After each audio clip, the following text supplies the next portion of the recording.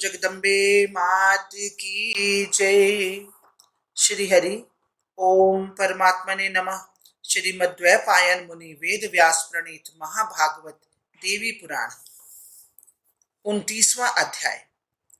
शिव पार्वती का एकांत विहार। पृथ्वी देवी का गो रूप धारण कर देवताओं के साथ ब्रह्मा जी के पास जाना, ब्रह्मा जी का उन्हें आश्वस्त करना तथा कुमार कार्तिकेय के प्रादुर्भाव होने की बात बताना।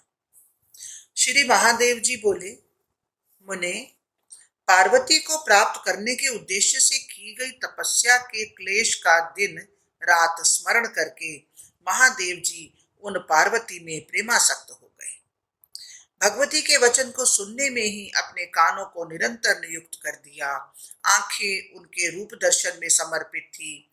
उनके मन को प्रसन्न करने के लिए उनके चित्त की सारी चेष्टाएं निरंतर नियोज्य थी। इस प्रकार पार्वती में प्रेमासक्त भगवान ने उनमें प्रीति उत्पन्न की।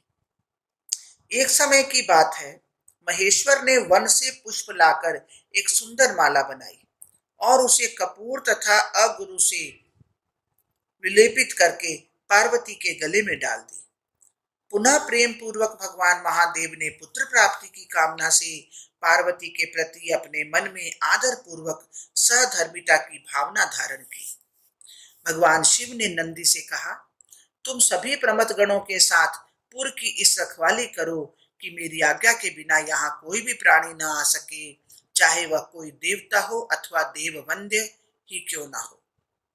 यह सुनकर देवाधिदेव की आज्ञा से वे नंदी समस्त प्रमथ गणों के साथ उस पुर के द्वार की रक्षा में तत्पर हो गए।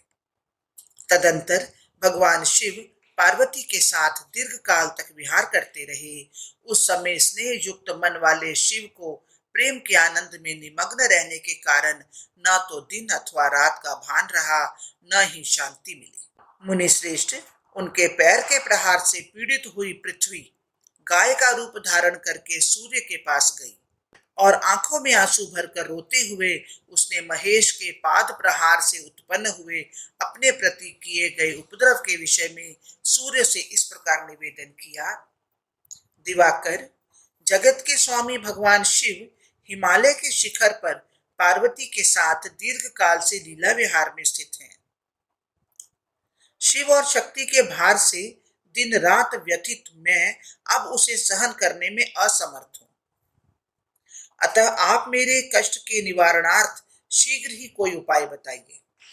पार्वती को प्राप्त करके उन जगतपति महादेव को न तो रात का ज्ञान रह गया है न दिन का।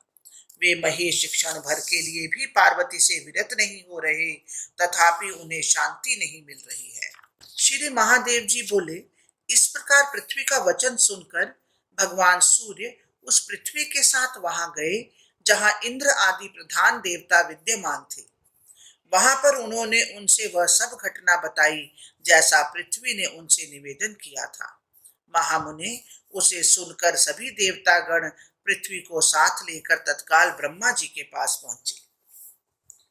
मुनि श्रेष्ठ, तत्पश्चात उन देवताओं ने गो रूप धारण की हुई पृथ्वी को आगे करके जगत के पति उनकी ब्रह्मा जी से कहा, ब्रह्मन सुनिए, महादेव हिमालय के शिखर पर जगतदात्री पार्वती के साथ दीर्घ काल से विहार कर रहे हैं, फिर भी उन्हें शांति नहीं मिल रही है।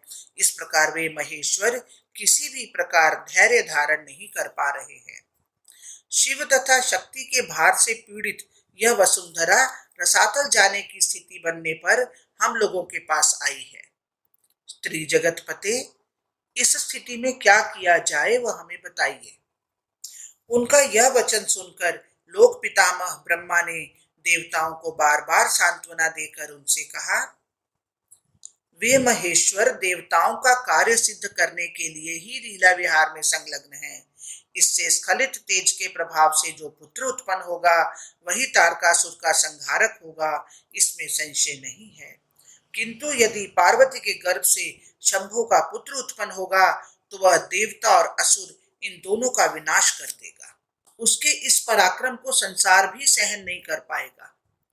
अतः देवता गण किसी भी तरह से संभव हो शंभु के इस रेत से किसी अन्य स्थान में एक पुत्र उत्पन्न हो, वैसी चेष्टा आप लोग करें।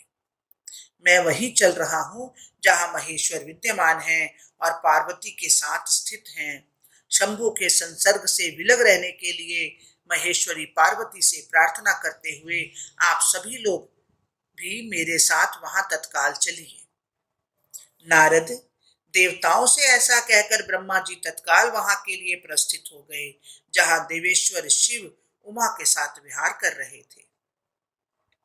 महामते, तत्पश्चात सभी देवता भी वहां पहुंच गए और उन्होंने पार्वती और शिव जी को आनंद में निमग्न देखा।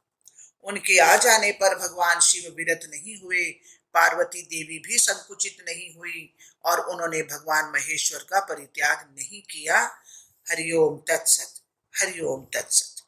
इस प्रकार श्री महाभागवत महापुराण के अंतर्गत श्री महादेव नारद संवाद में श्री शिव पार्वती विहार वर्णन नामक 29वां अध्याय पूर्ण हुआ। बोलो जगदम्बे माते की जय। श्री उमा शंकर उमा महेश्वर की जय।